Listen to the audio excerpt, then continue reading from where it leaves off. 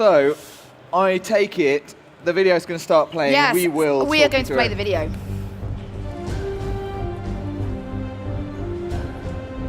How can something as beautiful as this be dying? A plague is ruining the land, but the tree of life still stands. Question is, for how long? End is coming to the new world. The tribes stand divided, in need of someone strong enough to unite them or bring them all down. This is a story with an unusual beginning. So, let's expect an unusual end. That, as an opening, is so cool. It's strong, isn't it? It is strong. Again, this is pre-alpha. This is really early gameplay. The fact that they basically gave us the build is incredible. Yes. But for that reason, it is not. Choose your gender. It's not anywhere near finished. No, exactly. It's not representative, but we're going to get a good look at what Biomutant's all about. So let's start with what we're doing on screen right now. I love this bit. So it's character customization, yes. Which, you know, every good game has. This one's particularly clever. So this is us sort of designing how we look. Yeah, and it doesn't work exactly as you'd expect. I mean, there's that, you've got that kind of like circular graph that you can see on the left, but it's also like sectioned off, and not everything moves exactly as you want. It's quite easy to, it's kind of quite random. And I think rather than necessarily building exactly what you want, you more sort of like fiddle about until you find something you like, which for me personally, I prefer, because I find character creation incredibly stressful. Choose your first It's the best part. Like, it's I'm the stressed best out. part. I'm stressed out by it because I want to make this amazing character, and I'm not like a game developer. You know, I'm not an artist. I don't think I know what I'm doing. you are an artist. Oh, bless you. Bless you. I'll give you that $5 later. I mean, you've clearly created something beautiful. So yeah, we were able to choose our fur length, like a pattern for the fur. Yeah, I mean, PlayStation Blue. We decided to go PlayStation Blue. It just seemed to make sense. Not with orange spots. You get to change the color of the spots momentarily. But yeah, you can see that you've got the fur length, you've got to change the color. And well, with the whole body shape and everything. And you can see they've given you the numbers in case you need to recreate it. I don't know, or you want to tell your friend, like, what color are you? I'm 138.4. Well, that's so, because there is obviously PlayStation's Blue is a very specific. Yeah, I'll say right now, I'm not certain that is PlayStation's Blue. So I don't want to get in any trouble. So we made a couple of characters. We had 2 run-throughs. You can see, you're going to see a bit of both of them. So what is the backstory to Biomutant? Okay, so we're in a post-apocalyptic world, and it's not like a bomb went off. It's like oil has seeped through, and everything is dying. So that explains the floor right here, because it's quite dark. Like we're in like a forest or something, Yeah. but you can see it's quite oily. Yes. And we've obviously straight away, the first thing I had to do was make a choice, and there's some sort of karma system. Yes. So interestingly, obviously Dave has got hands-on with the game, but I'm sort of the one that saw the presentation, which is why the 2 of us are doing this. So it has a karma system, and it's a very easy to understand karma system. I'd call it the red and blue system. Oh, it's literally like a black and white, sort of yin and yang kind of a thing. Minus 10 or plus 10. And this does affect the story, because your karma will affect how people see you, the options you have when you are talking to people. Okay. And of course, because the ending is very open. So for example, there are 6 tribes, and you can choose to unite them or destroy them. You can choose to become some scary big boss. And again, all your karma has an effect on all of this. So what is this game? Like, if we break it right down, it's kind of an open world adventure with kind of like, it's quite in-depth combat. Rob said Devil May Cry combat. Devil May Cry combat, that's what I was looking for. It's like, is about combinations, is about, you know, it's not just like your attack is square. As I think you will have seen in that sort of tutorial section, there are loads of different button combinations. All the moves have names, so I think you can chain them together, you know, you can knock people up into the air so that you can do more damage to them. Like, the combat is actually very, very deep. Yeah. The part of the game that we played is quite linear, because it's the very opening, certainly of this build anyway. So this is a special piece of code that has been made for presentations. Right, this for is presentations. So this part of the game is what me and Rob saw at Gamescom. Right. In fact, anyone who saw this at Gamescom as a member of the press, this is the section they saw and said, this is just us playing it and doing it our way. But if you have seen the trailer, or you might even see some at the end of this video, it's actually a huge open world. So you might not get it from this video that we've played, that we've put together, but the game is actually opens up into a huge open world. 4 by 4 kilometers above ground, doesn't include the underground. Did you say 4 by 4 kilometers? 4 by 4 kilometers. I watched my old video back. Wow. I also have it written down. And there's loads of terrain. You know, there's loads of environments. Like there's a desert. There's like sort of tundra. There's lush forest and stuff. So it's a really interesting game. In fact, I think you maybe described it as Jak and Daxter meets Horizon Zero Dawn. Yeah, which is a combination that I didn't know I wanted until I heard about it. Exactly. Until I was told that. I was like, yeah, that sounds amazing. So our main character doesn't talk. Those watching now, you'll hear a narrator, and it's the narrator that sort of gives you the story. So if you pick something up, it'll be like, and then he picked up the sword. But as with your things like your karma, that can also affect the kind of the way the narrator speaks, so it's quite dynamic to what you're doing and how you're doing it. I really liked it, actually. You'll see in a bit, we get into a conversation, and the narrator kind of describes the character's feelings about what's going on as well. It's sort of like his inner thoughts, almost. It's a really clever system. You will have just seen that we picked up some ammo. Yeah. And this is like what we're about to see, or not actually, are we about to see it? Not quite yet. So I've got some ammo that's like, you know, there are different kind of powers, like lightning power, or, I mean, just talking about the ammo, there are different kinds of, what's the elements that I'm looking at? Elemental damage. So right now I've got sort of electric, but I know there's radiation as well. I'm sure there are others. What we're doing here is scavenging for loot, which is going to be really important because you can use all this stuff to make weapons and armor, which is a big part of the game, actually. It's a huge part. So Nath made this video. He wanted to zoom in on our new helmet there. Was that all that was? That was just Nathan zooming in on the helmet? That's what he wanted to do. Fine, yeah, that was his happy. thing. He was interested in that. So the game itself there's a tree of life, and the tree of life is dying. And if the tree of life dies, so does humanity. So you need to cure its roots.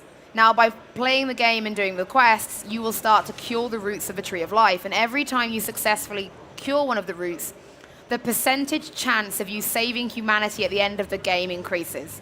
So, for example, if you only have a 10% chance of saving humanity because you've only cured a tiny part of the roots, at the end of the game will literally RNG on whether or not you've saved humanity. Oh, so you can still do it? You can still do it. Right. The more of the tree of life that you cure, the better the percentage that you'll actually save humanity. But you can still lose. But you can still lose. Oh, man. And the story's also open. So, for example, if you've played it and you've been a complete ass the whole time, and you have low karma, you'll get, you know, a different ending than if you played it and had good karma.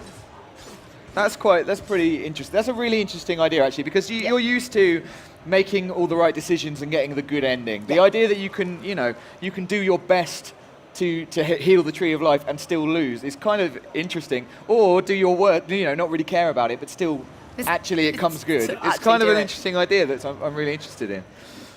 So yeah, we're seeing some more combat, and I think we might have seen the first of a couple of powers. So your character has several powers which you can use. I think we've seen the first one, which is kind of like it's that one there, which is like a confusion power, which can turn enemies against each other. They turn them to your side. I don't know that they're necessarily on your side, actually, but they definitely turn against their friends. And which is really good for just disrupting, because they do get quite together. There's quite large numbers of them, so you can turn those against them. That's the first power that we've learned. You can see I've got a dodge now, which I'm using incredibly badly. This guy in the middle, he's not actually too difficult to kill, but I decided to go for the ads first, which was maybe a mistake. I always go for the ads first, because I just want to be able to concentrate on the boss. I thought I could easily, outmaneuver his barrel throws, but actually he was surprisingly accurate with them, or I was surprisingly bad. I'm not sure. He's staggered here. Yeah, I know. I'll let you decide for yourselves. He's dead here, so that's good. And I like this nice. You get this nice slow-mo finisher, which is pretty cool. So there's two types of powers. There's bio and there's psi. I didn't know that. So bio is physical and psi is a bit like X-Men powers. We're going to see another one of them here. So I'm going to gain another one, which is an electric shock. Yes. So you get a little. Actually, no, I'm not. This is one of the psi powers, I guess. This is telekinesis. So you can pick things up and throw it into other stuff, just do damage to it, which is useful. It's not just enemies, you can also use it on, you know, like barrels and inanimate objects and things like that. Like guys are like ragdolling in the air, like, I know. He didn't have a chance, did he? Nope. He was not expecting. There's that slow-mo again, which is super cool. Again, for anyone who's tuning in, this is us. We played this, literally we made this video yesterday. It is Dave playing, which is why we're not playing it live. The game is very early in development. It's great that we got code, but because of that, we can't play it live. It is pre-alpha. This is a special build made for showing like at events. So you can tell it's me playing because I'm not that good. You know, I will say the guy who did demo it from the studio when I saw it at Gamescom did do really well. He did better. Well, the developer did better, Holly. That's what you tell. That's what you're telling me. Well, yeah. Well, okay, that's fair enough. So different kinds of enemies here, like another big guy, but he had a shield. You have to break the shield before you can do any damage. I don't think he can succumb to any of your powers until you've taken down his shield, which makes sense. I think you can shoot these barrels. You can actually, you can see it sort of auto-locked on. I should explain that there's a ranged attack and a melee attack, so you've got a sword and guns, and you can lock on with the right stick, so you can choose which enemy you're attacking at, you know, which time. I am not good at it, and as I said, as Rob described it as Devil May Cry. This is where you can see the Devil May Cry style combat. You know, it's getting them into the air, getting to the combos, mid-combos, switching out to guns, bringing in the two-handed. Exactly, it's mixing it, as you say, between the ranged and the melee, and when you get really good with this game, I think you're going to see some amazing combos. You're going to see some really acrobatic kills, and people just doing crazy things. I mean, I'm still learning the powers there. I just picked that guy up for a laugh because, you know, just because I could. Well, one of the other powers you just saw there when you saw the moths on the screen, that's one of your other side powers. You spew moths. Yeah, that's the confusion sort of power that kind of like takes them over, or I'm not sure how you describe it. Now we're going to see something which is really, really interesting, which I was sort of talking about earlier. This is the workshop, where you take all those parts that you've collected so far in the game and you put them together to form a weapon of some kind. So I'm doing it randomly here. At the moment, that's all you can do, I think, is just randomize your weapon. You just press triangle. It puts all the parts you've got together in different ways. And you can see all the different stats that you've created. Great. I mean, you can guess I'm going to choose this weapon. I'm pretty sure I choose something like that because it just looks so incredibly cool. But yeah, so you're rolling different stats all the time. This is what I'm talking about. I mean, I think that's a bit of a stop sign, maybe a bit of like a chainsaw or something. Wrench. Yes, I want that. So that's my two-handed sword that I've made. And that's just from all bits that I've found throughout the world, which is pretty interesting. Yeah. You can do the same with ranged weapons. And again, so it's just using all the bits you found, just hitting triangle, putting them together in different ways or different parts. And you can see the stats on the right. Depending on what you're looking for, you know, whether you want to go for high damage, high fire rate, Oh, look how cool that looks. And there it is. So now that weapon is on my back. We are going to learn the third power now. Yep. This has to be one of the bio powers, I guess. I don't know how to describe this. What's it called? It's called Fungi Mush Mutation, or Fungi Mush, maybe. Yeah, this is on my Gamescom list. Okay. Do you want to talk about it? Yeah, so with the fungi, you can use it in sort of two different ways. So you can put it down like this and use it to help you traverse the world, find secret, gain access to new places. But then you can also use it in battle as well. Yeah. So you can actually use it against enemies. It's so mad in battle. I've got to be honest, I really enjoyed that this power can be used for problem solving. So I noticed that there was a chest over there. I used them to jump over the gap and get to the chest of loot. I think that's my favourite way to use this power. In combat, it's just absolutely mad, because the mushrooms just grow up underneath people and just throw them into the air, and if you've got a couple down, they just bounce between them. They're completely helpless, which is pretty fun. This is the last power that I was talking about, the key spark power, which is just basically lightning. Yeah, and it looks just, I love that it's sort of, I love the zap, and you can sort of have the X-ray when you're zapping them. It's cool, really isn't cool. it? I don't know how to describe this art style. There's a number of things. I love that they have like this sort of, you know, comic book style, pow, zap stuff that comes up. So this is actually, this is the first sort of like friendly character we've seen. I think it's the only one we're going to meet in this video. The guy in the wheelchair there. Now, what is his name? He's got a great name. It's something like Out of Date. I think he's called Out of Date. And I'm trying to save him. So this must be one of the tribes you're talking about. Yes. You can see I've got to just defeat these tribe members to save him. He's having a bit of a hard time. He's having a bit of a battle of his own. I'm starting to get to grips with the the combat here. I'm going to be honest, it started a little bit button mashy, but there's the mushroom power. It knocks him into the air for a combo, stunning, lovely. So I can't wait to see this game as it progresses, because if this is how the combat is looking pre-alpha, it is going to be delicious. And as I said, you know, I've started off quite button mashy. When you understand the powers and how you can chain them all together, and you understand the enemies, and maybe you know that you need to mind control that one and stick that one up in the air and take him out of the action, people are just going to do amazing things. So that was basically, now I've made my new friend. I think we're learning basically here about healing the Tree of Life. Yes, this is where he teaches you how to heal the Tree of Life. I've got a different mask there. It's the weirdest mask. I don't know why I've made that choice. And so you can see there's conversation tree. This is the RPG element. There is conversation with the NPCs, you know, and then there's the karma system as well. As you said, it's not just be good and you win, be bad and you lose. No, it's not like that. There's the little things called nanos. They're what you're trying to find. They're the things that can eat away at the rot that is killing the Tree of Life. Yes. So you need to find the nanos. And there's different ways of doing it. There are 5 routes to heal, and then each one of those breaks down even further. Right. So there could potentially be 10 parts to 1/5. Got you. One of the 5. So we've made it out of the underground. This is our first sort of look at the open world. It's got an amazing skyline. You can see the planet with the rings. It's just amazing. Now, we were told that if you can see it out here, you can walk to it. Right. So it's in that 4x4 kilometre square. And then, like you said, there's underground as well. This is amazing. I mean, mark your territory, it said. I don't know what I was expecting, but I guess he is an animal. So he marks his territory in the only way he knows how, with some sort of bioluminescent liquid, shall we say. You're so polite, Dave. I know. And I'm pretty sure this was basically the end of the area that I was able to see. Yes. Get a very tantalizing look, sadly, at the open world. A very tantalizing look at this terrifying beast. Cerberus. Which I didn't fight.